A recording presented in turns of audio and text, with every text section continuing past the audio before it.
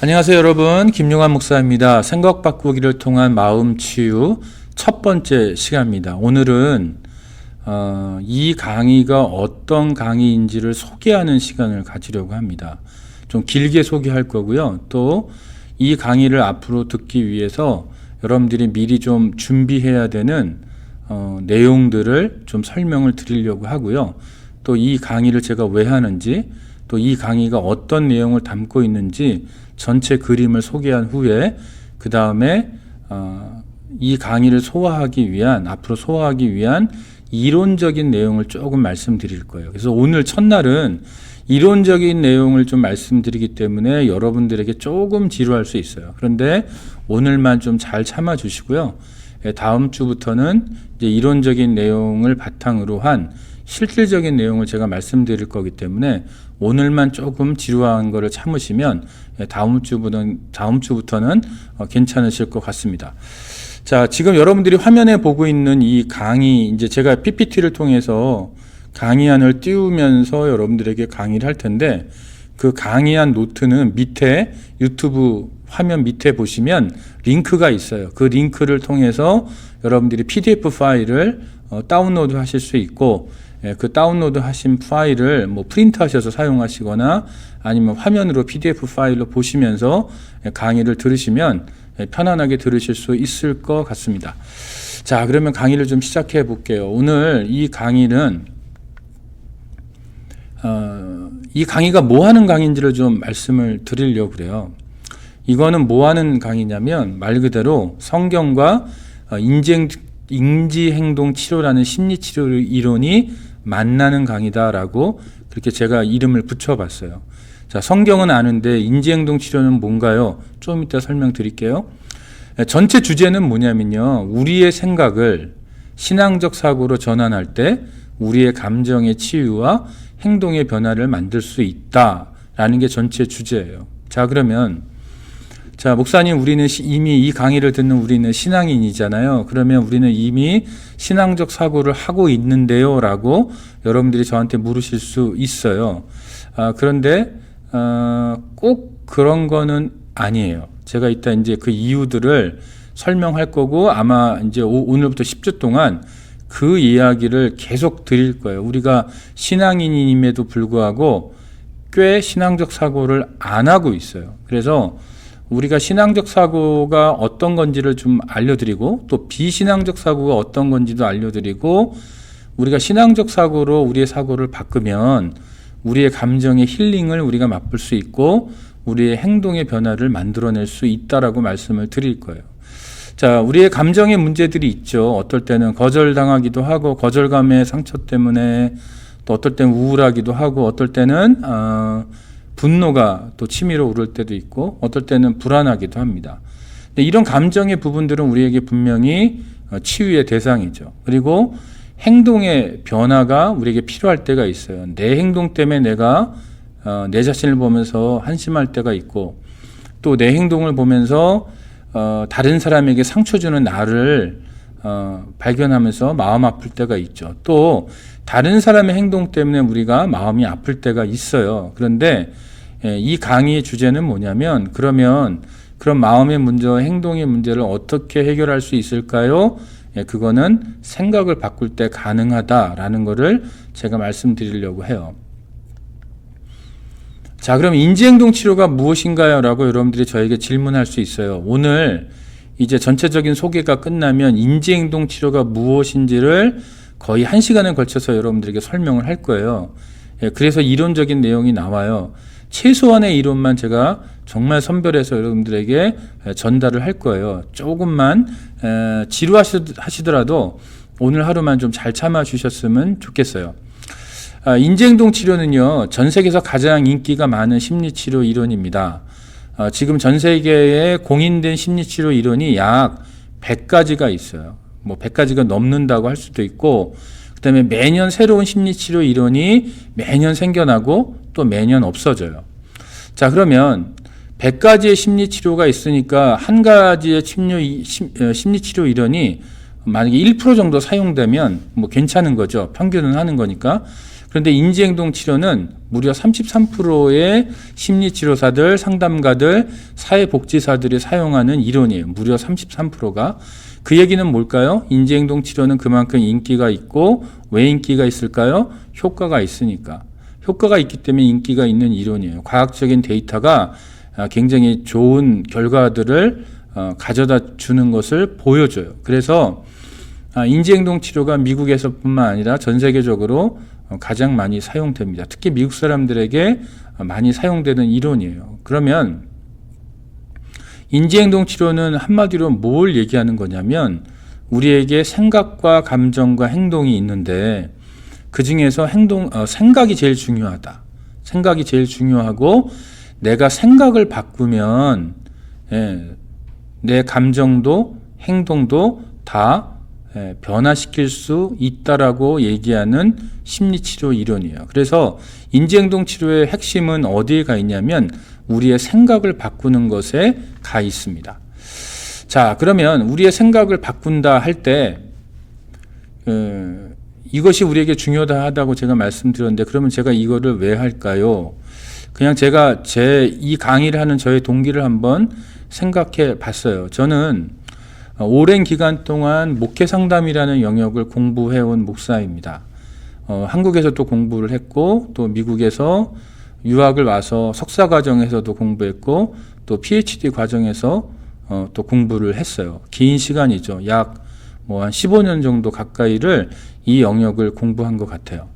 자, 긴 시간 동안 목회 상담이라는 영역을 공부하고 또 5년째 지금 신학교에서 학생들에게 이 기독교 상담의 영역을 가르치고 있는 교수예요. 그러면 자, 오랜 기간 이 영역을 공부한 사람으로서 또 신학교에서 신학생들을 가르치는 교수로서 또 남가주 동신교회에서 목회를 하고 있는 목사로서 저의 개인적인 경험을 볼 때 가르치면서 또 목회를 하면서 또 공부하고 배우면서 발견한 게 뭐냐면 생각의 오류로 인해서 생겨나는 부작용이 참 많더라.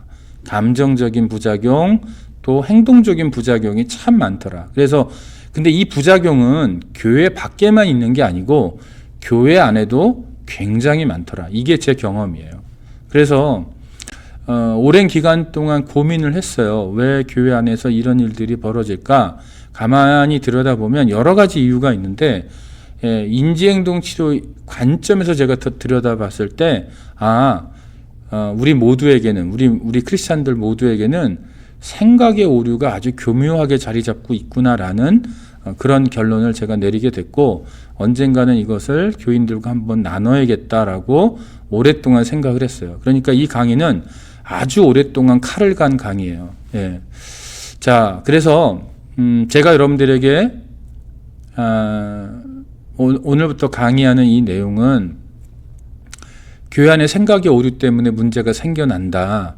그래서 생각의 오류를 성경적으로 잘 고쳐서 우리의 감정의 문제와 행동의 문제를 잘 고치고 하나님 앞에 더 성숙한 모습으로 또 더 성장하는 모습으로 그리고 교인들과 다른 교인들과 연합해서 하나님의 몸된 교회를 더 잘 섬기는 쪽으로 갑시다라는 얘기를 제가 이제 앞으로 할 거예요.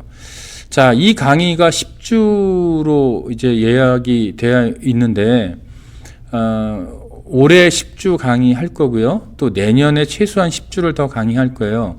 강의할 내용이 굉장히 많기 때문에 내년에 최소한 10주 이상은 더 하려고 합니다.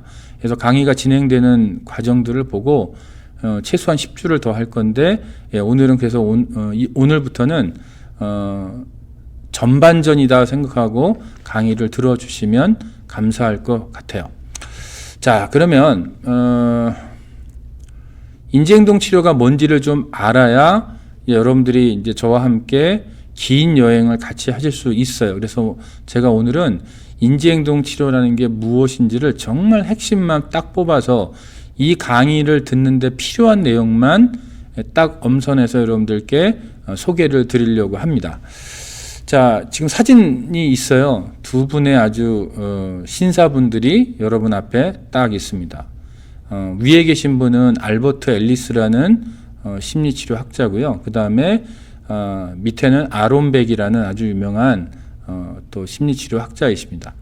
알버트 앨리스와 아론 백은요, 미국에서 가장 유명한 심리치료 이론가들 중에 들어가는 분이에요. 그러니까 뭐 미국에서 가장 유명한 심리치료에 대한 전문가를 뽑아봐, 혹은 이론가를 뽑아봐 그러면 5손가락 안에 항상 들어가는 아주 유명한 분들이고 또 전 세계에 아주 많은 영향을 끼치신 분들입니다.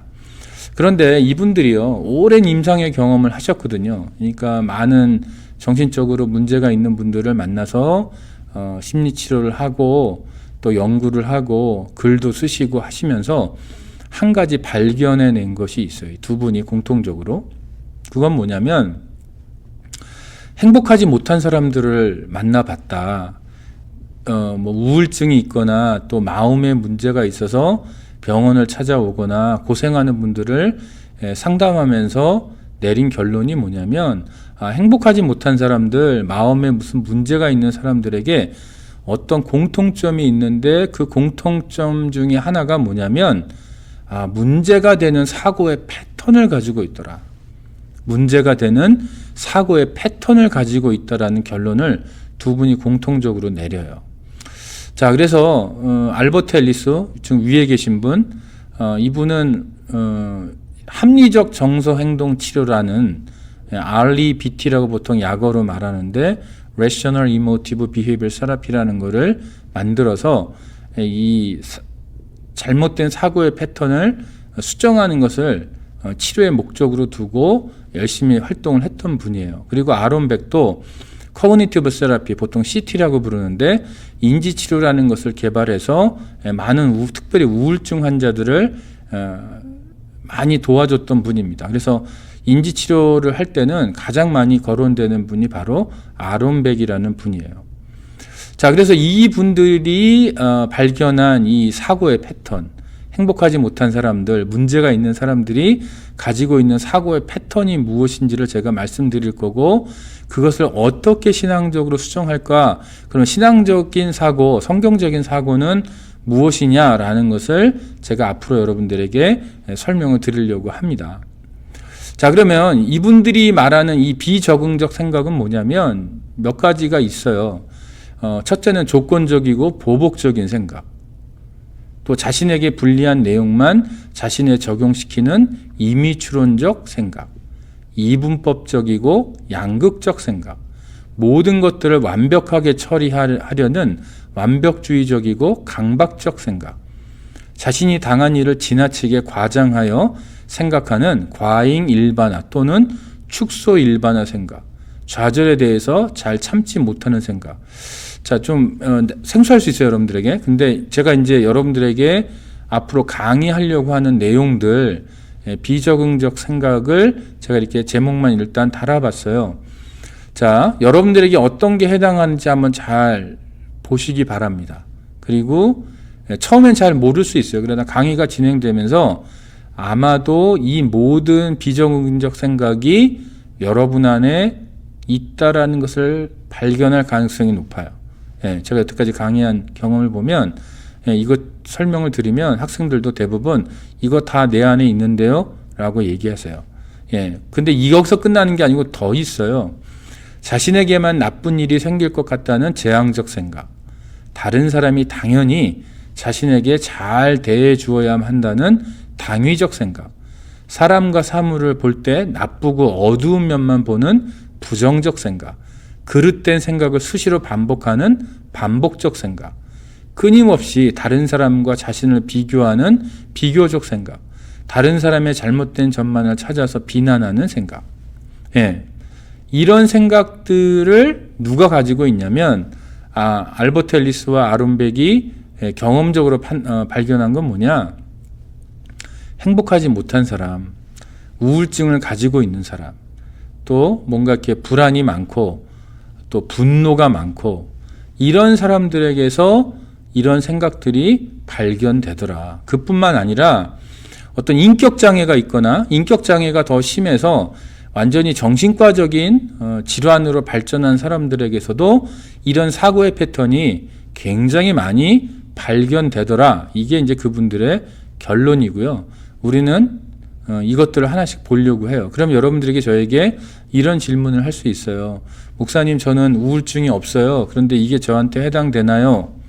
저는 이렇게 무슨 불안하거나 화가 많거나 이러지 않아요. 이런 거 과연 내가 들을 만한 내용인가요? 이렇게 저에게 질문하실 수 있어요. 그 질문이 합당한 질문이라고 생각하고요. 맞아요. 우울증이 없으면 그러면 이런 생각이 없느냐? 그렇지 않아요. 여러분들이 이제 강의를 들으시면서 느끼시겠지만 이 내용들을 잘 연구를 해보고 강의를 들으면서 자기 자신에게 적용하고 제가 또 여러분들에게 소개하는 성경 구절들, 또 성경에 나타나는 인물들의 그 심리를 잘 들여다보면 이것이 굉장히 의외로 우리 믿는 사람들에게 보편적으로 자리 잡고 있는, 조금씩은 다 가지고 있는 생각이고, 그래서 우리의 감정의 문제를 일으키고 우리의 행동의 문제를 일으킨다라는 것을 어렵지 않게 발견하실 수 있을 거고요. 여러분들도 이런 생각들로부터 그렇게 자유로운 분들이 아니라는 것을 발견하는데 그렇게 시간이 많이 안 걸릴 거로 저는 예상을 해요. 그렇게 어렵지 않아요? 이건 내 얘기구나 라고 생각되는 부분들이 굉장히 많으실 거예요. 그래서 제가 바라는 건 뭐냐면, 이런 생각의 오류들, 뭐가 문제를 일으키는 생각들을 여러분들이 좀 발견하시고 그것을 하나님 앞에서 잘 기도하시면서 해결해 보실 수 있고, 또 나중에 아마 내년이 될 텐데요. 내년에 이런 생각들을 다루는 방법들을 제가 여러분들에게 알려드릴 거고 같이 연습을 할 거예요. 그래서 제가 지금 기도하는 건 뭐냐면, 하나님, 내년에는 교회에 모여서 이 강의를 하게 해주세요. 제가 여러분들을 교회에서 직접 만나서 강의를 해야 그런 연습들을 잘 할 수 있기 때문에 제가 기도 제목은 내년에는, 올해는 이렇게 동영상으로 강의하지만 내년에는 강의를 교회에서 직접 여러분 얼굴을 보면서 강의를 하고, 또 이런 생각의 오류들을 직접적으로 고칠 수 있는 방법들을 같이 직접적으로 연습해보는 숙제도 주고 또 발표도 하고 조별 모임도 하면서 좀 재밌게, 그리고 실제적으로 강의할 수 있는 그날이 오기를 지금 기도하고 있습니다. 그래서 내년을 참 기대하고 있어요. 자, 그러면 이제부터 이론적인 내용, 좀 지루할 수 있는 내용을 1시간이라는 그 시간 안에서 제가 여러분들께 얘기를 하려고 합니다. 벌써 이제 녹화한 지 17분이 지났기 때문에 이제 저에게 주어진 시간이 43분인데 43분 안에 얼마큼 나갈 수 있을지는 모르지만 시간이 허락하는 한도까지 나가고 또 다음 주에 이어서 강의를 하도록 하겠습니다. 자, 인지행동 치료가 가지고 있는 기본 전제는 뭐냐면, 우리의 감정이나 행동이, 자 보세요, 우리의 감정이나 행동이 어떤 사건이나 상황 자체가 아니라 그것에 대한 자신의 해석에 의해서 영향을 받는다. 자, 우리는요 보통 감정이 상하잖아요. 그리고 그 감정이 상한 것 때문에 어떤 행동을 하게 되면 내 감정을 상하게 하는 어떤 사건, 상황 때문에 내가 감정이 상한다고 생각해요. 그죠? 만약에 뭐 어떤 사람이 나에게 기분 나쁜 말을 했어요. 그러면 그 사람이 나에게 기분 나쁜 말을 한 사건 혹은 그 상황 때문에 내가 화가 나고, 화가 났기 때문에 문을 꽝 하고 닫고 나간다든가 그런 행동을 한다고 우리는 보통 생각해요. 여러분들 아마 그럴 거예요. 자, 그런데 인지행동 치료의 기본 전제는 그게 아니고, 내가 어떤 사건이나 상황 때문에 어떤 감정이 유발되고 어떤 행동이 유발되는 게 아니고, 그 사건과 그 상황을 내가 어떻게 해석하느냐에 따라서 내 감정과 행동이 결정된다고 얘기하는 거예요. 만약에 남편이 뭔가를 좀 서운한 행동을 했어요, 아내에게. 그럼 아내는 그것 때문에 서운할 수 있죠. 그게 사건이고 그게 상황이에요. 근데 인지행동 치료는 그것을 그 사건 때문에, 상황 때문에 그 아내가 서운한 게 아니고, 그 사건과 상황을 그 아내가 어떻게 해석했느냐에 따라 감정과 행동이 결정된다라는 거예요. 그리고 모든 심리적 문제는 왜곡되고 역기능적인 생각과 믿음이 주된 요인이다. 굉장히 단정적인 전제를 갖고 있어요. 그건 뭐냐? 모든 심리적 문제는 왜곡되고 역기능적인 생각 그리고 믿음 이게 유발하는 거다라고 인지행동치료는 가르칩니다. 그래서 여기에 보면 예가 있어요. 나는 사랑을 받을 만한 존재가 아니다라는 생각이 우리를 슬프고 우울하게 만든다.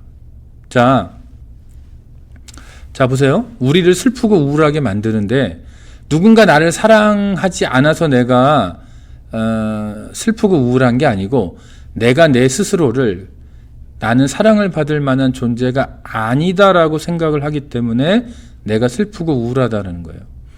자, 시험에서 떨어지면 인생을 망치는 것이다라는 믿음을 갖고 있어요. 그러면 어떻게 될까요? 시험 볼 때 불안하죠. 그러니까 시험을 보기 때문에 불안한 게 아니고 내가 시험을 떨어지면 내 인생을 망치는 거야라는 잘못된 믿음을 가지고 있기 때문에 불안하다는 거예요. 시험을 떨어지면 다음에 더 볼 수 있어요. 그죠? 그렇기 때문에 시험을 떨어지면 인생을 망치는 건 아니죠. 시험을 떨어졌을 때 인생에 어떤 불이익이 있을 수 있어요. 그렇죠? 또 시간을 더 시험 공부에 투자해야 되고 내가 손해보는 게 있지 망치는 건 아니에요. 그죠? 다르죠. 분명히 달라요. 그런데 우울증을 갖고 있거나 어떤 정신적인 문제를 갖고 있는 사람들에게는 어떤 패턴이 일어나냐면 이런 사고의 패턴이 있다라는 거예요. 시험에서 떨어지면 내가 이러이러한 부분이 손해고 내가 이러이러한 부분이 시간상 늦춰지고 그렇기 때문에 내가 이러이러한 부분들이 손해가 있을 수 있어 라고 판단하는 건데 인생을 망친다라고 생각하는 거. 이런 믿음 때문에 불안해진다라는 거예요. 그 다음에 다른 사람은 믿을 수 없다라는 생각을 우리가 가지고 있으면 우리는 반복해서 다른 사람을 의심하고 스스로 고립되게 만든다라는 거. 그래서 치료는 뭐냐? 왜곡된 생각을 찾아내고 현실적으로 평가해서 수정하는 거예요. 자, 그러면 인지행동 치료의 치료는 뭐냐면 내 앞에 있는 지금 상담을 필요로 하는 그분이 왜곡된 생각을 무슨 왜곡된 생각을 하고 있나를 찾아내고 그 생각을요, 중요한 게 뭐냐? 현실적으로 평가해서 수정하는 거예요. 이 얘기는 뭐냐면 그냥 무조건 긍정적으로 평가하자는 얘기가 아니에요. 그러니까 만약에 시험을 떨어졌어요. 그러면 분명히 시험을 떨어졌을 때 수반되는 따라오는 불이익들이 있잖아요. 그러면 그거를 현실적으로 평가하는 거예요. 그게 마치 그런 불이익이 없는 것처럼 긍정적으로만 평가해서 야 괜찮아 이거는 인지행동 치료가 아니에요. 현실적으로 평가하는 거예요. 그래서 단순히 긍정적으로 평가하는 게 아니고 그냥 아주 낙천적으로 그렇게 보는 게 아니고 현실적으로 봐서 평가하고 수정하는 것이 바로 인지행동 치료의 기본적인 전제고 목표다라고 그렇게 말씀을 드릴 수 있습니다. 자, 그 다음에 그러면 이제 인지행동, 행동이라는 단어는 우리가 쉽게 이해할 수 있는데 인지라는 단어의 뜻을 좀 알 필요가 있어요. 그냥 아주 쉽게 얘기하면 생각이라고 얘기할 수 있어요. 우리가 하는 생각. 그런데 인지는 조금 더 구체적인 단어예요. 어떤 단어냐면 사람들이 판단하고 결정하는 방법.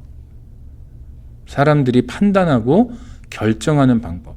다른 사람의 행동을 해석하는 또는 잘못 해석하는 방법.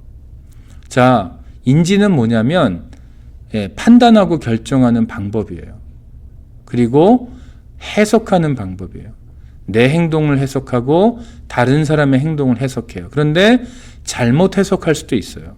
그러니까 잘 해석하면 좋은 건데 잘못 해석하면 그거는 인지 오류라고 부릅니다. 인지 오류. 자, 그러면 인지는요, 과거 경험으로부터 발전해요.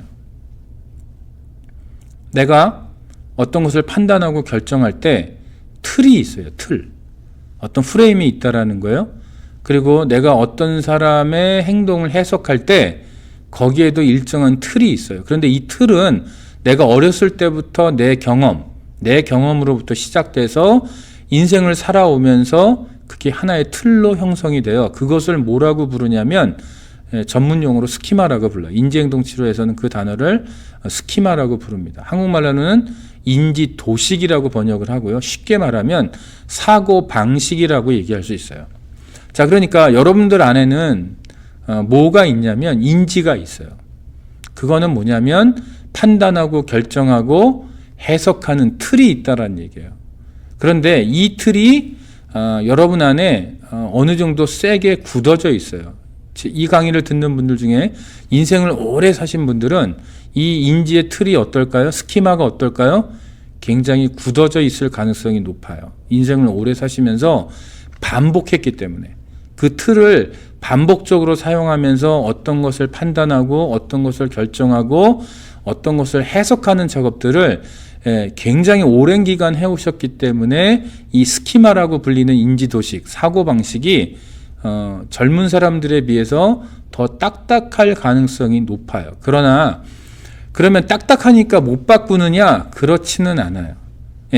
바꿀 수는 있어요. 그러나 좀 더 시간이 걸리거나 더 어려운 작업이 필요할 가능성은 있어요. 그러나 불가능한 것은 아니다 라고 그렇게 이해를 하시면 될 것 같아요. 그래서 우리 안에 다 스키마가 있어요. 제 안에도 있고 여러분 다 안에도 있어요. 우리가 지금 이민교회에서 신앙생활을 하고 있어요. 한국에 있는 크리스찬들하고요, 이민교회에 있는 크리스찬들하고 요 인지가 달라요. 뭔가를 판단하고 결정하고 해석하는 그 사고의 틀이 달라요. 그렇기 때문에 우리는 어찌 보면 이민자로서의 스키마를 가지고 있다라고 그렇게 생각하시면 될 것 같아요. 자, 예를 들어 볼게요. 어떤 사람이 자신의 모든 경험을 자신이 유능한가 아닌가의 관점에서만 해석한다면, 그러니까 이 사람의 스키마는 뭐냐면 내가 유능하냐 안 유능하냐 이 구조의 틀 속에서 판단하고 결정하고 해석하는 사람이에요. 그러면 이 사람은 내가 모든 일에 완벽하지 못하면 나는 실패자야 라는 인지도식에 의해서 지배를 받을 가능성이 높아요. 그러니까 어떤 일이 벌어지냐면 자신의 개인적인 능력과 전혀 상관이 없는 상황에서도 능력이라는 관점에서 상황에 반응해요. 뭐 사람들하고 놀러 갔어요. 뭐 캠핑을 갔다고 생각을 해보세요. 그러면 그릴을 가져가서 그 그릴에다가 차콜에다가 불을 피고 스테이크를 구웠다고 생각을 해봐요. 놀러 간 거잖아요. 재밌게 놀면서 그냥 릴렉스 하면서 스테이크 잘 구워서 먹으면 돼요. 그런데 능력이라는 관점이라는 이 스키마에 딱 굳어져 있는 사람은 만약에 그러면 어떻게 될까요? 그때 스테이크를 잘 구워야 돼요. 완벽하게 구워서 가족들이 맛있게 잘 먹어줘야 행복해요. 근데 만약에 그 상황 속에서 스테이크가 좀 잘 안 구워지거나 뭐 차콜에 불을 붙이면서 좀 어려움이 있구나 그러면 능력의 관점에서 자기 자신을 보는 사람들은 자기 자신에 대해서 실패자라고 느낄 가능성이 있다라는 거예요. 이게 비현실적인 얘기 같지만 의외로 이런 분들이 꽤 있습니다. 꽤 있어요. 그래서 별것도 아닌데 사실 전혀 능력이라는 것과 상관이 없는 상황 속에서도 능력이라는 주제와 연관시켜서 그 상황들을 해석하고 사고하는 분들이 의외로 많이 있다라는 거예요. 자, 그 다음에 제가 이제 소개하려고 하는 것은 우울증의 인지 모형이라는 거예요. 우울증의 인지 모형. 이거는 아론백의 이론인데, 목사님 저는 우울증이 없어요. 그러니까 이거 안 들으면 안 될까요? 이렇게 말하실 수도 있어요. 그런데 이 우울증의 인지 모형을 잘 공부를 해두면 이제 앞으로 듣는 강의에 굉장히 도움이 되고요. 우울증의 인지 모형에 나타나는 인지 삼재라는 개념하고 인지 도식, 조금 전에 제가 설명드렸던 인지 도식을 좀 더 이해를 하시면 이게 우울증이 없어도 우리의 일상적인 삶 가운데 우리의 삶에 적용할 만한 내용이 굉장히 많습니다. 그래서 제가 고민 끝에 이 내용을 강의에 넣기로 결정을 하고 여러분들께 소개를 합니다. 자, 인지 삼재, 커그니티브 트라이아드라는 건데 이게 뭐 말이 되게 어려운 것 같지만 되게 쉬워요. 인지의 세 가지 주제예요. 삼재가 세 가지 주제입니다. 특별히 우울증 환자들은요, 독특한 방식으로 세 가지를 봐요. 세 가지가 뭐냐면 세 가지 주제인데, 첫 번째는 자기 자신을 되게 독특하게 봐요. 독특한 방법으로 봐요. 근데 그 독특하다는 그 단어가 굉장히 네거티브한 단어예요. 여기서는 자기 자신을 좀 부정적으로 봐요.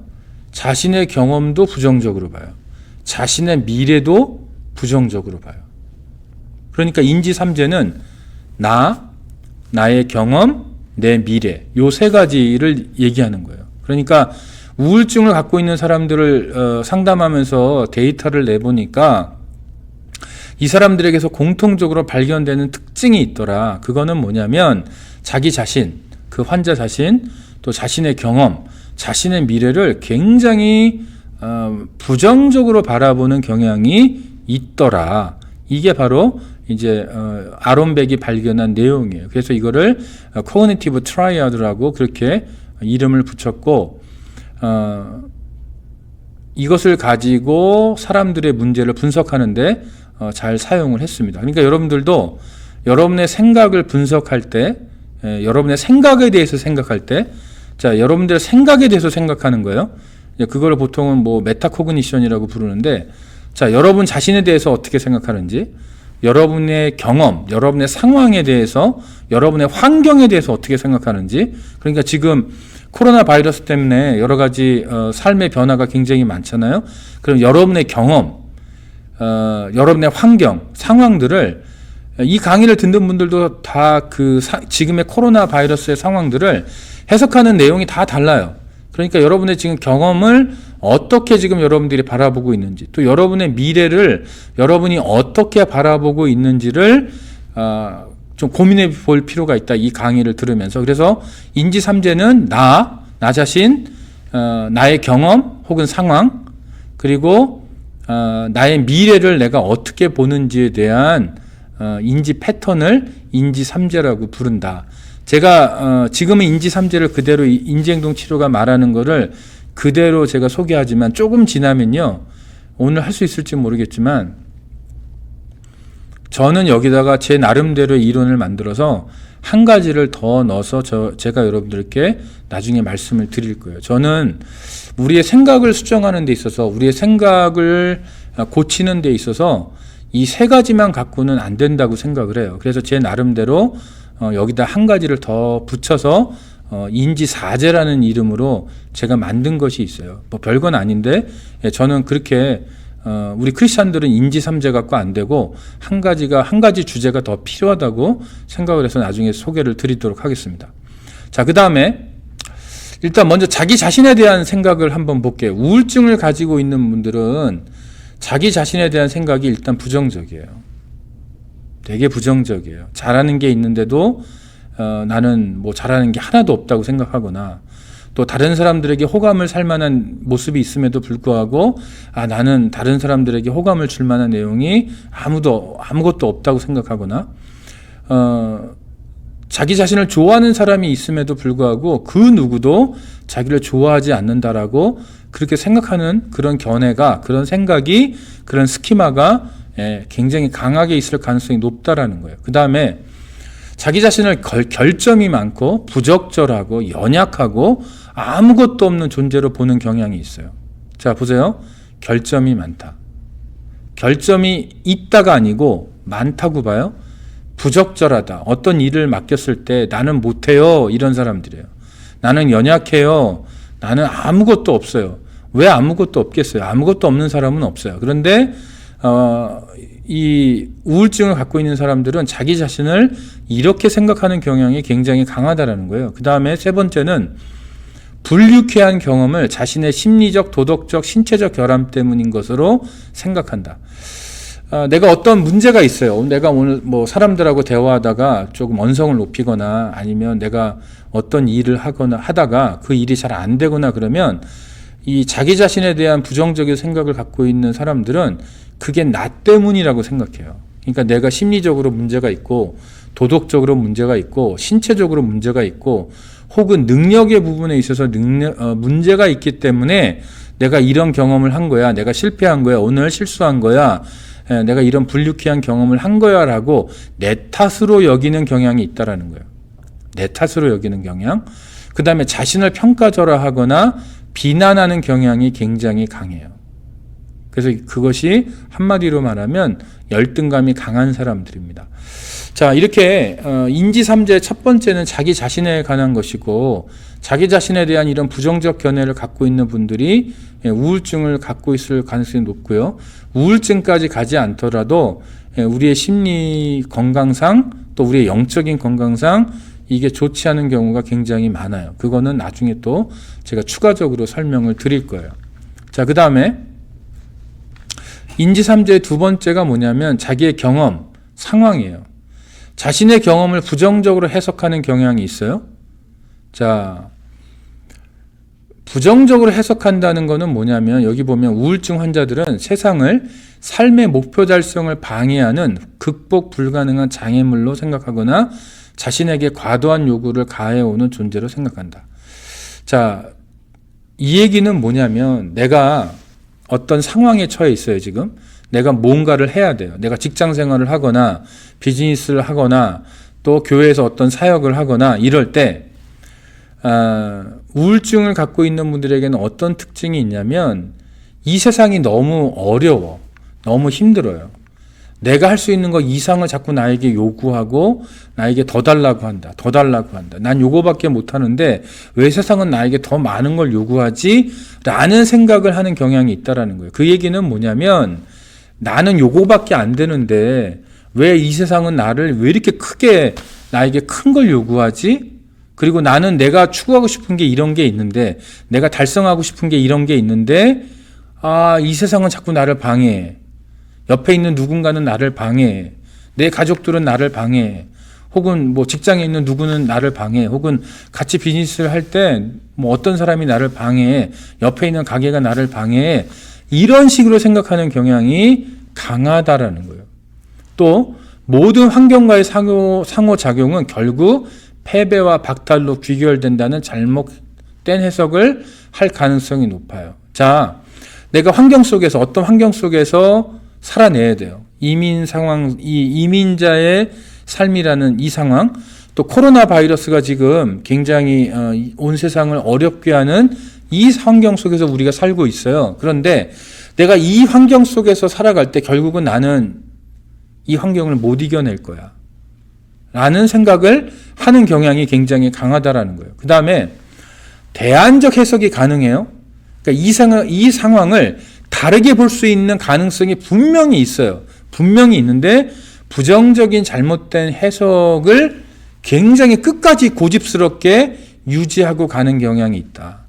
분명히 대안적 해석이 다른 생각을 할 수 있는데 그 상황에 대해서 꼭 부정적인 생각만을 꼭 붙들고 가는 사람, 그 상황에 대해서 이런 사람들이 우울증이 있을 가능성이 높다라는 거예요. 그 다음에 이게 무서운 거예요.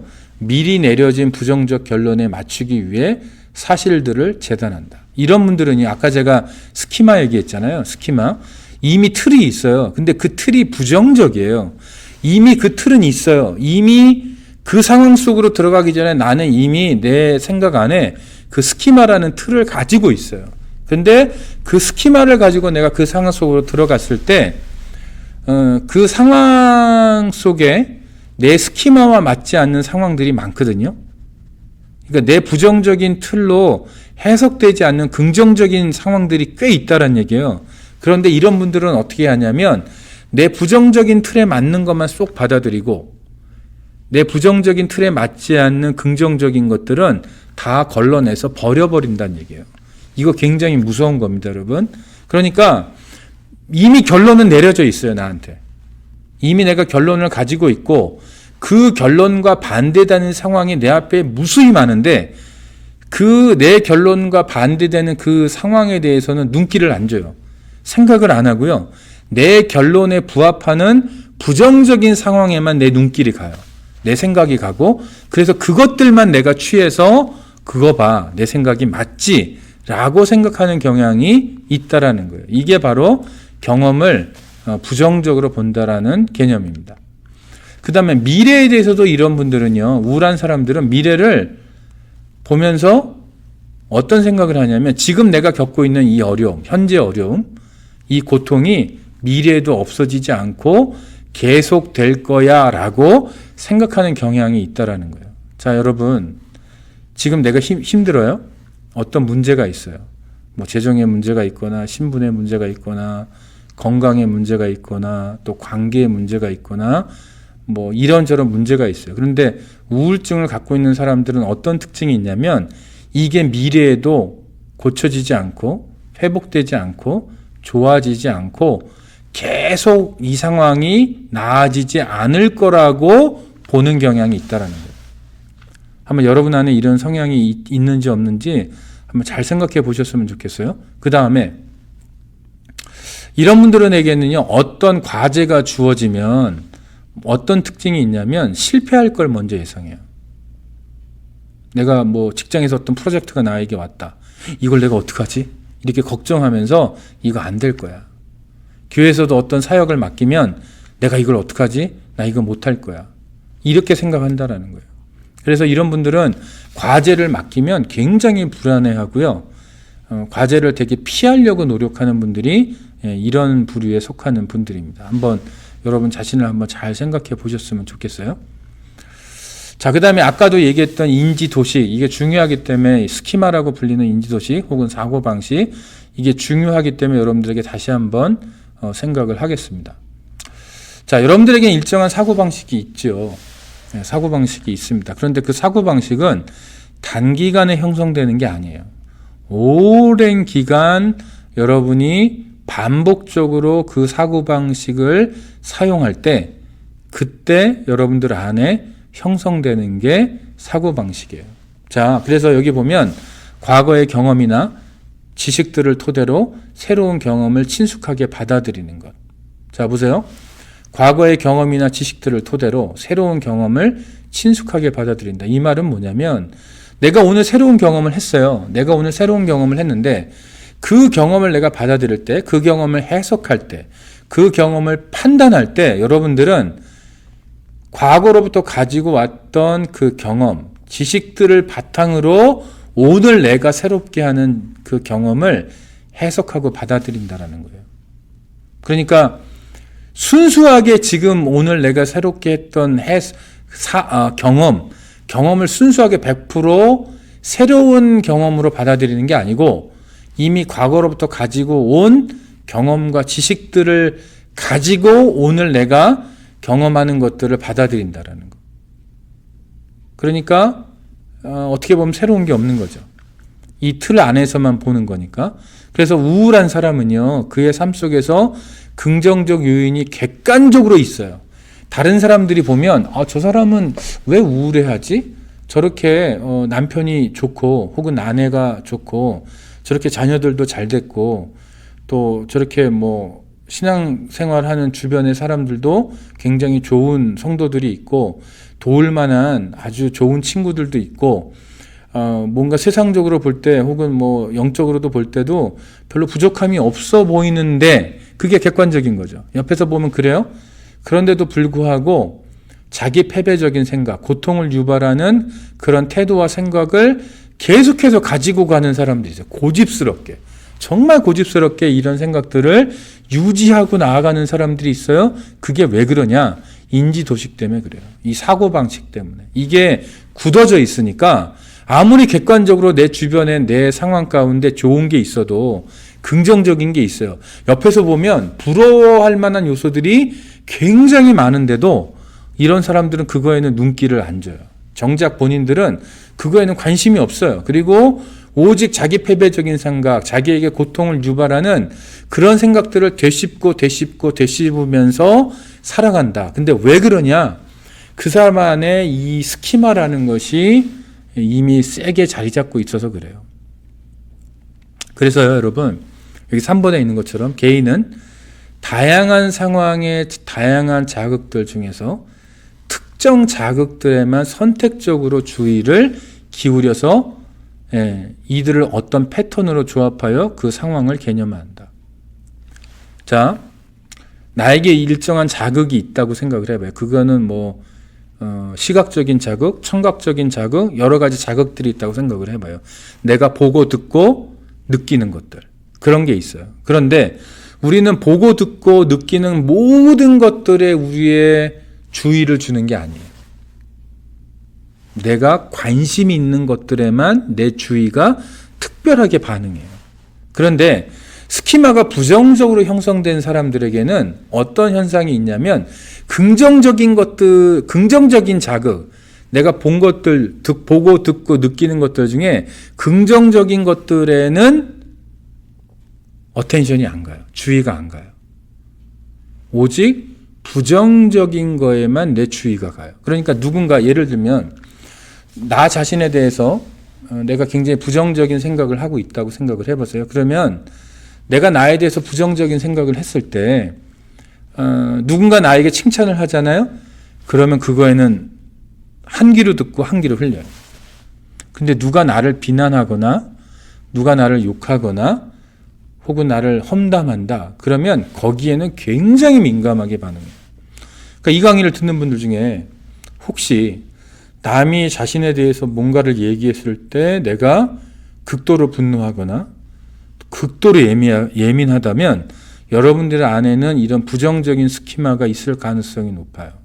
그래서 객관적으로 어떤 좋은 것들이 있는데 그건 다 흘려버리고 이런 부정적인 거에만 여러분들이 예민하게 반응할 가능성이 높다라는 거예요.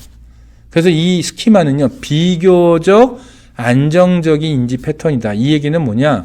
어느 정도 딱딱한 틀이 굳어져 있다는 얘기예요. 그래서 유사한 상황들을 해석할 때 일정한 규칙성을 만들어낸다는 얘기는 뭐냐? 일정한 패턴을 가지고 해석한다는 얘기예요. 일정한 패턴을 가지고 부정적으로 해석을 해낸다는 얘기예요. 그래서 이 스키마가 우리 안에 있고 이 스키마가 만약에 잘못되면, 만약에 부정적으로 잘못되어 있다면 우리는 우리에게 오는 이 자극들, 다시 말해서 정보들을 굉장히 왜곡해서 해석할 가능성이 높다. 내가 보고 싶은 것만 보고, 내가 듣고 싶은 것만 듣고, 내가 느끼고 싶은 것만 느껴요. 그래서 우울증 환자들은요, 부정적인 것만 보고요, 부정적인 것만 듣고요, 부정적인 것만 느껴요. 나 자신에 대해서, 내 경험과 상황에 대해서, 내 미래에 대해서. 그러면 마음이 우울해지고요.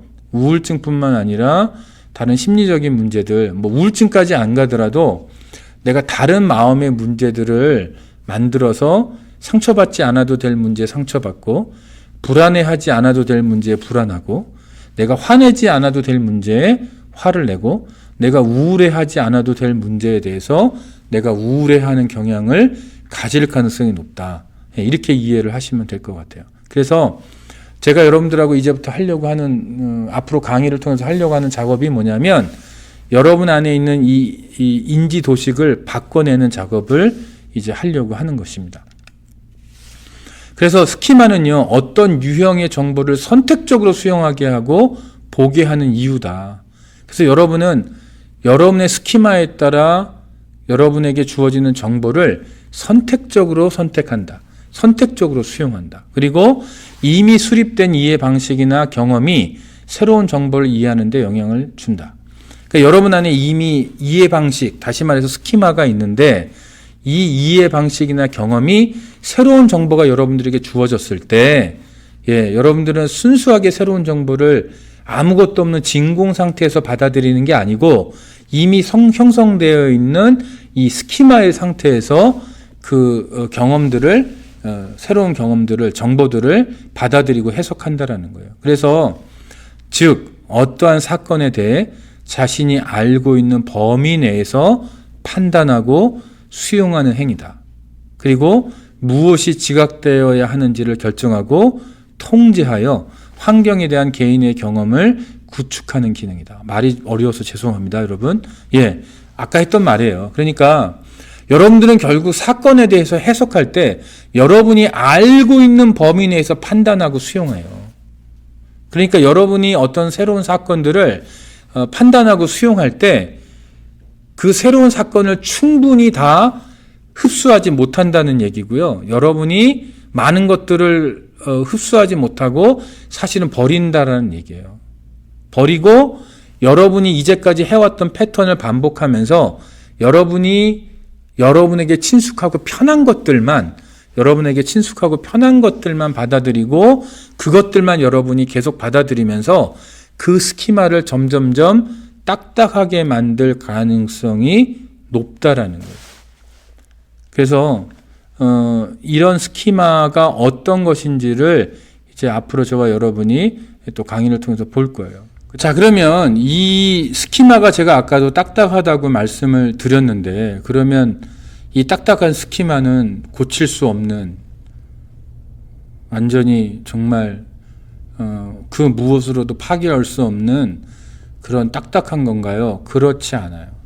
어느 정도 딱딱해요. 뭐 사람에 따라 달라요. 어떤 분들은 부드러운, 그래도 비교적 부드러운 분들이 있고, 어떤 분들은요 정말 딱딱한 분들이 있어요.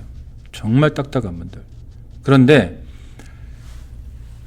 그럼에도 불구하고 이거는 영원히 불변하는 거냐? 그렇지 않다라는 거예요. 새로운 경험이 쌓여서 새로운 경험에 대한 정보가 조금씩 우리 안에 들어오게 되면 우리의 스키마가 바뀔 수 있어요.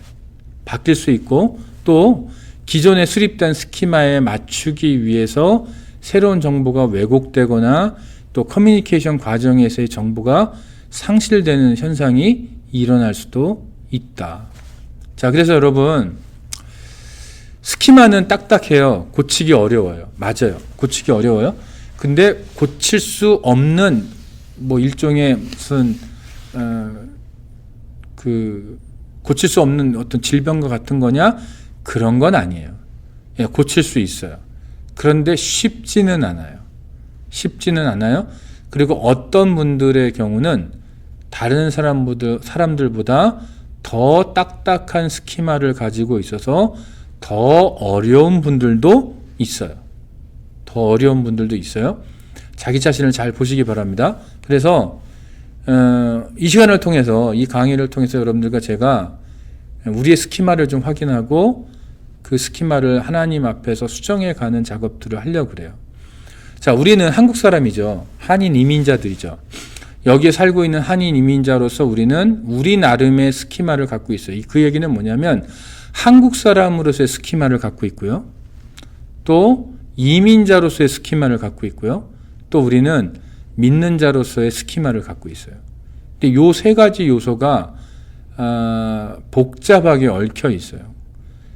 내가 한국에서 언제 태어났는지에 따라, 미국에 언제 왔는지에 따라, 또 내가 신앙생활을 언제 시작했는지에 따라, 또 어느 교회에서 신앙생활을 계속해 왔는지에 따라 우리의 스키마는 다 다릅니다. 다 달라서 이 세 가지 요소를 합쳐버리면 엄청난 숫자의 변수가 나와요. 그래서 하나로 이걸 말할 수는 없고, 말 그대로 복잡한 스키마를 우리가 가지고 있다라고 생각하시면 될 것 같아요. 그 다음에 인지도식이 스키마인데, 그러면은 생각에만 패턴이 있는 거냐? 그렇지 않아요. 아까 제가 초반부에 생각에 의해서 우리의 감정과 행동이 결정된다고 말씀드렸죠. 그러면 인지도식이 형성이 되면 인지도식에 의해서 행동도식도 결정이 되고 감정도식도 결정이 됩니다. 이 얘기는 뭐냐면 우리의 생각이 일정한 패턴으로 굳어지면 우리의 생각도 그에 따라서 패턴으로 굳어지고요. 우리의 감정도 어떤 일정한 패턴을 가지는 양상을 띨 수 있어요. 그래서 행동도식이라고 부르고 그거를 감정도식이라고 불러요. 자, 그래서 인지도식이 있고요. 행동도식이 있고요. 감정도식이 있어요. 그러니까 우리의 생각에도 일정한 패턴이 있고 우리의 행동에도 일정한 패턴이 있고 우리의 감정에도 일정한 패턴이 있어요. 여러분들이 아마 여러분에게 이런 것들이 잘 안 보인다면 그냥 제일 쉬운 방법은 여러분의 배우자를 보시면 아주 쉬워요. 자, 오래 함께 사신 배우자를 보세요. 어때요? 뭐 오래 안 살았더라도 이거 금방 볼 수 있어요. 어때요? 여러분의 배우자의 인지도식, 사고의 패턴을 여러분들은 어느 정도 알고 있을 가능성이 높아요. 또 행동의 패턴도 여러분들은 알고 있죠. 그렇죠? 알고 있을 가능성이 높아요. 감정의 패턴도 여러분들이 알고 있을 가능성이 높아요. 그러니까 이 생각의 패턴이 결정되면 그에 따라서 행동의 패턴과 감정의 패턴도 같이 결정될 가능성이 높다. 이렇게 생각하시면 좋을 것 같습니다. 자, 그 다음에 결국 스키마는요, 어떤 유형의 정보를 선택적으로 수용하고 보게 하는 이유다. 내가 어떤 스키마를 가지고 있느냐에 따라서 나에게 들어오는 정보를 어떤 걸 선택하고 어떤 거를 버리게 할지를 선택해야 하는 그 이유가 바로 스키마 때문이고, 그 다음에 이미 수립된 이해 방식이나 경험이 새로운 정보를 이해하는데 영향을 준다. 이거 반복적으로 제가 말씀을 드려요. 자, 그래서 결국은 내가 알고 있는 범위 내에서 판단하고 수용해요. 그리고 무엇이 지각되어야 하는지 결정하고 통제하고 또 환경에 대한 개인의 경험을 세워나가는 그런 기능을 해요. 자, 여러분, 스키마가 이만큼 어렵고요. 스키마가 우리의 삶에 영향을 미치는 요소가 여러분이 생각하는 것 이상으로 굉장히 강합니다. 그래서 여러분들이 이 부분을 잘 들여다볼 필요가 있다라고 생각이 됩니다. 자, 그 다음에 이 시간에는 뭐 도표를 하나 제가 보여드릴 텐데, 이제 인지 구조라는 도표예요. 이게 뭐 이제 결국 우리의 스키마를 보여주는 건데, 이제 영어가 있어서 그냥 복잡하게 보이지만 그냥 한국말만 보시면 됩니다. 자, 아론백이라는 학자는 우리의 생각, 인지를 3층으로 이루어졌다고 생각을 했어요. 가장 바깥에는 자동적 사고라는 게 있고, 두 번째 가운데는 중간 믿음이라는 게 있고, 가장 안쪽에는 핵심 믿음이라는 게 있다고 그렇게 주장을 했어요. 자, 그런데 자동적 사고와 중간 믿음과 핵심 믿음이 있는데, 자동적 사고는 뭐냐면요, 내가 어떤 상황에 들어갔을 때 나에게 그냥 자동적으로 드는 생각이에요. 내가 그냥 통제할 수 없고 그냥 내가 상황 속으로 들어갔을 때 그냥 내 안에서 그냥 자동적으로 내 안에 들어오는 생각을 자동적 사고라고 그래요. 중간 믿음은 내가 가지고 있는 규칙이에요. 내가 가지고 있는 어떤 태도예요. 내가 가지고 있는 어떤 가정이에요. 그리고 핵심 믿음은 나 자신에 대한 생각이에요. 나 자신에 대한 생각. 자, 그러면 여러분, 이렇게 얘기하면 여러분들이 무슨 말인지 잘 이해하시기가 어려워요. 그래서 제가 예를 보여드릴게요. 자, 자동적 사고와 중간 믿음과 핵심 믿음이 있습니다. 그런데 자동적 사고가 제일 먼저 반응해요. 어떻게 반응하냐면, 내가 어떤 상황에 들어갔을 때 자동적 사고가 반응하고, 자동적 사고가 반응하면 거기에 따른 나의 감정적인 반응, 행동의 반응, 생리적 반응이 따라와요. 여기 있는 것처럼 내가 만약에 책을 읽어요. 혹은 오늘 여러분들이 이렇게 강의를 들으시는 것처럼 강의를 듣고 있다고 생각을 해봐요. 자, 내가 책을 읽거나 강의를 듣고 있어요. 그런데 이게 어려워요. 이게 너무 어렵다. 나는 결코 이거를 이해할 수 없을 것 같다. 라는 생각이 들어요. 자, 강의를 듣는데 오늘 김용환 목사라는 사람이 여러분들에게 인지행동 치료의 이론을 설명한다고 하면서 오늘은 지루할 거라고, 좀 어려울 거라고 얘기했는데 실제로 듣고 보니까 지루하고 어려워요. 그럼 나 이거 이해할 수 없을 거야 라는 자동적 사고가 먼저 왔다고 생각을 해보세요. 자, 책을 읽거나 강의를 듣는데 이거 너무 어려워. 난 이거 모를 것 같아. 나 이거 안 될 것 같은데 라는 자동적 사고가 그냥 드는 거예요. 이거는 통제할 수 없어요. 그냥 들어요. 그러면 반응들이 나와요. 감정적 반응이 있어요. 슬프기도 하고 화가 나기도 하고 뭐 이럴 수 있어요. 행동은 책을 덮는 행동을 할 수도 있어요. 아니면 이 강의를 듣다가 그냥 꺼버릴 수도 있어요. 생리적 반응은 뭐 복부에 중압감이 오거나 좀 기분이 나쁘면서 배가 살살 아프거나 이럴 수 있어요. 그러면 자동적 사고를 가지고 우리는 이거 내가 너무 어려워. 나 이거 결코 못할 거야. 나 이해 못할 거야 라는 자동적 사고가 나에게 왔을 때 우리는 무슨 작업을 해야 되냐면, 내 이 자동적 사고 너머에 그 안쪽에 들어가 있는 중간 믿음이 무엇인지를 봐야 한다는 거예요. 그건 뭐냐? 아까 제가 중간 믿음이 뭐라고 그랬어요? 어떤 규칙이고 태도고 어떤 가정이라고 그랬어요. 그러니까 중간 믿음엔 이런 것이 들어갈 수 있어요. 만약 내가 이걸 완전히 이해를 못하면 나는 바보야 라는 중간 믿음을 가지고 있을 가능성이 높다라는 거예요.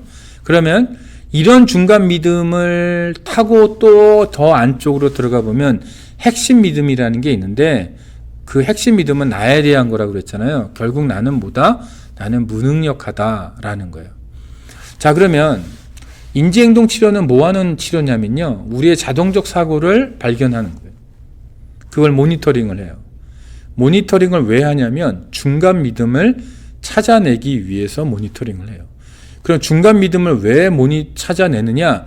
중간 믿음을 통해서 우리는 무엇을 발견하려고 하는 거냐면 내 안에 있는 핵심 믿음을 발견해서 내 안에 있는 그 핵심 믿음을 고쳐야, 그 핵심 믿음을 고쳐야 중간 믿음이 바뀌고 자동적 사고가 바뀌고, 핵심 믿음 바뀌고 중간 믿음 바뀌고 자동적 사고가 바뀌어서 나의 감정과 행동을 바꾸려 한다라는 거예요. 그러니까 아까 제가 초반부에 생각을 바꿔서 감정과 행동을 바꾼다고 했는데, 결국 그 생각을 바꾼다 할 때 가장 중심적인 내용은 뭐냐면 핵심 믿음을 바꾸는 거예요. 핵심 믿음을 바꾸면 내가 가지고 있는 규칙들, 전제들, 이런 것들이 바뀌는 일이 일어나고, 다시 말해서 중간 믿음이 바뀌고 자동적 사고가 바뀐다라는 거예요. 그래서 인지치료는 자동적 사고, 중간 믿음을 반박하는 증거들을 제시해서 잘못된 자동적 사고와 중간 믿음을 수정하고 최종적으로 핵심 믿음을 수정하는 게 목표다. 이렇게 말씀을 드릴 수 있습니다. 제가 아까 인지 3제 얘기하면서 제 자신의 이론이 하나 더 있다라고 말씀드렸어요. 그게 인지 4제, 코그니티브 쿼드라고 얘기할 수 있는데, 이건 뭐냐? 우리 믿는 사람은요, 자기 자신, 또 자신의 경험, 자신의 미래에 대한 생각만 바꿔서는 저는 우리의 생각을 온전히 고칠 수 없다고 생각해요. 왜냐? 우리가 갖고 있는 하나님에 대한 생각을 바꾸지 않는 한은 이 세 가지가 안 바뀌어요. 왜냐하면 우리가 하나님을 어떻게 생각하느냐에 따라 우리가 우리를 바라보는 생각이 바뀌어요. 내가 하나님을 어떻게 생각하느냐에 따라 내가 지금 이 땅에서 하고 있는 내 경험과 상황을 해석하는 눈이 바뀌어요. 내가 지금 하나님을 어떻게 생각하느냐에 따라 내 미래를 바라보는 눈이 바뀌어요. 그래서 제가 주장하는 건 뭐냐면 인지 3제보다 더 중요한 거는 이 제가 추가해 놓은 이 하나님에 대한 생각이 우리의 생각의 건강을 위해서 제일 중요하다고 생각을 하는 거예요. 그래서 여러분, 저하고 이제 이 강의를 들으시면서 하나님에 대한 생각을 좀 새롭게 하실 수 있기를 바라요. 그게 핵심이에요. 하나님에 대한 생각을 바꾸고 그 생각의 전환 때문에 하나님에 대한 생각이 바뀌면서 여러분 자신에 대한 생각이 바뀌고, 여러분의 상황과 여러분의 경험에 대한 생각이 바뀌고, 마지막으로 여러분의 미래에 대한 생각이 바뀌는 것. 이게 이제 궁극적으로 제가 여러분들하고 오랜 기간을 함께 하면서 함께 하려고 하는 이 숙제예요. 저의 숙제고, 또 여러분들의 숙제가 됐으면 좋겠어요.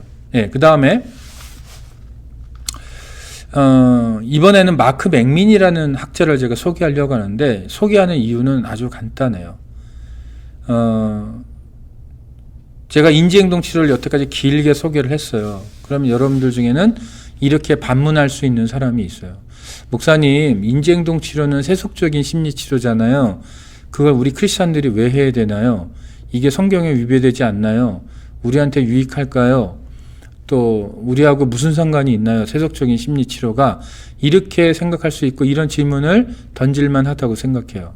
그래서 만약에 그런 생각을 하시는 분들이 있다면 제가 마크 맥민이라는 미국의 아주 복음주의적인 목회 상담 학자를 소개하면서 그분의 의견으로 그 답변에 질문을 하려고 그래요. 이분은요, 굉장히 복음적인 목회 상담 학자예요. 책도 많이 쓰셨고, 그 다음에 제가 이분을 개인적으로 되게 좋아해요. 왜냐하면 이분의 글을 읽어보면 심리학적인 지식도 굉장히 높고, 또 신학적인 지식과 성경적인 지식이, 이 관점이 굉장히 강해요. 그런데 이 셋이 굉장히 조화롭게 있으면서 세속 심리학을 굉장히 비판할 땐 비판하고, 그러면서 또 받아들일 것은 받아들이는 그런 균형이 있는 학자이기 때문에 제가 개인적으로 굉장히 좋아하는 학자예요. 그런데 이분이 인지행동 치료가 기독교인들에게 굉장히 적합한 치료 도구가 될 수 있고 굉장한 유익이 될 수 있다라고 주장을 해요. 이유는요. 첫 번째는 진리의 근원으로서의 성경을 통해서 자신의 부적합한 왜곡된 인지에 대해 교정할 수 있는 기준을 제공하기 때문에.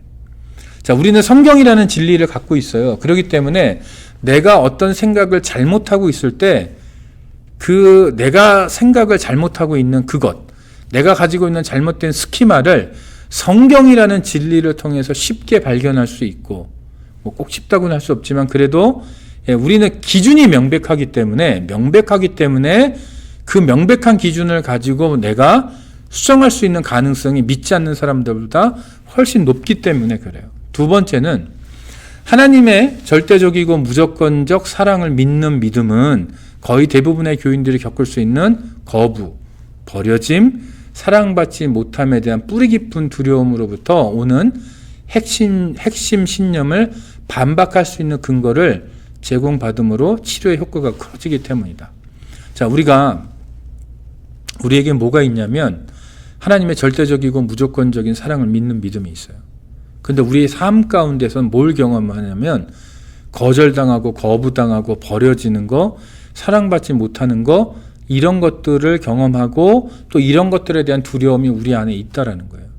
그 두려움이 뭘로 형성되냐면 핵심 믿음으로 형성이 돼요. 그런데 하나님을 믿는 믿음이, 하나님의 사랑을 믿는 믿음이 우리가 가지고 있는 나는 사랑받을 자격이 없고 나는 부적합한 사람이고 나는 뭐 잘하는 것도 없고 나는 정말 못난 사람이고 이런 생각을 하는 이 핵심 믿음을 우리는 무엇으로 무너뜨릴 수 있느냐? 하나님의 사랑을 믿는 믿음, 하나님을 믿는 믿음으로 무너뜨릴 수 있다라는 거예요. 그렇기 때문에 우리는 이런 믿음을 가지고 있고 성경을 가지고 있기 때문에 인지행동 치료를 우리에게 적용할 때 믿는 사람들이 굉장히 많은 유익을 얻을 수 있다라고 마크 맥민이 주장을 해서 제가 이 부분을 소개합니다. 그래서 이분이 이 주장을 할 때 성경 구절들을 인용해요. 진리를 알지니 진리가 너희를 자유케 하리라. 예, 우리가 믿는 이 성경의 진리가 우리를 자유케 한다. 어떤 거로부터 자유케 하느냐? 우리 안에 있는 이 잘못된 스키마, 이 생각의 오류, 그리고 감정의 스키마, 행동의 스키마를 자유롭게 고쳐낼 수 있다라는 거예요. 잠언 4장 23절에 보면 무릇 지킬 만한 것보다 더욱 내 마음을 지키라. 생명의 근원이 이에서 남이니라. 성경에도요, 인간의 사고와 마음의 중요성을 강조하는 이런 구절들이 있고, 또 디모데후서 3장 16절에서 17절 우리가 잘 아는 거, 모든 성경은 하나님의 감동으로 된 것으로 교훈과 책망과 바르게 함과 의로 교육하기에 유익하다. 자, 이 말씀 우리가 잘 알잖아요. 우리 안에 있는 잘못된 스키마를 바르게 할 수 있는 성경을 우리가 가지고 있기 때문에 인지행동 치료를 우리에게 적용할 때 우리는 굉장히 많은, 오히려 믿지 않는 사람들보다 더 많은 유익을 얻을 수 있다라고 마크 맥민이 주장을 합니다. 자, 1시간이 넘어가 버렸네요. 예, 열심히 제가 1시간 안에 끝내려고 했는데 넘어갔습니다. 자, 오늘 지루한 내용이에요. 어찌 보면 여러분들에게 어려울 수도 있는 내용이에요. 그래서 제가 좀 걱정을 했어요. 그러나 혹시라도 어려운 부분이 있다면 조금 반복을 해서 들으시면서 그 부분을 좀 소화하실 수 있기를 바라고 강의 노트를 좀 반복적으로 읽어보시면서 생각을 해보시면 여러분들에게 도움이 될 것 같고요. 혹시라도 여러분들이 질문이 있으시면 교회 홈페이지에 제 전화번호가 있으니까 제 전화번호로 혹은 카톡으로 연결하셔서 저에게 질문을 해주시면 제가 답변을 해드리도록 하겠습니다. 그러면 오늘 어찌 보면 지루한 강의인데 들어주셔서 감사하고 다음 주부터 이제 우리의 스키마를 하나씩 들여다보는, 그래서 우리 안에 있는 인지 오류들이 어떤 것들이 있는지를 들여다보면서 그것을 우리가 어떻게 수정하는 것이 하나님이 기뻐하시는 거고, 그것으로 인해서 우리 안에 어떤 감정적 변화와 행동적 변화가 있을 수 있을지 생각해보는 시간을 갖도록 하겠습니다. 오늘 강의 듣느라고 여러분들 수고 많으셨고요. 다음 주에 만나 뵙도록 하겠습니다. 감사합니다.